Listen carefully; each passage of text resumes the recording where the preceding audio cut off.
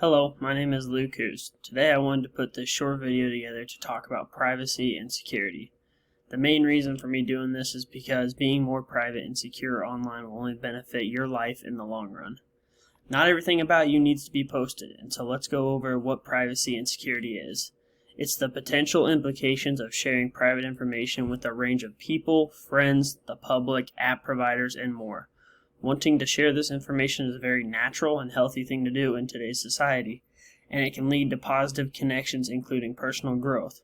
However, it can also prevent safety risk, and students need to be aware of potentially harmful consequences, such as identity theft and being exposed to anything you could put on the internet. It's very important to understand that anything you post can be seen by anybody, and it never gets deleted even if you press that delete button. Now, let's talk about what you can do to potentially avoid making a mistake with your privacy. From encountering clickbait to setting up passwords to messaging with people online, any of these scenarios can be dangerous to your security. Be safe, know who you are messaging, make unique passwords, don't use the same password for everything, and make sure sources are reliable before clicking on them.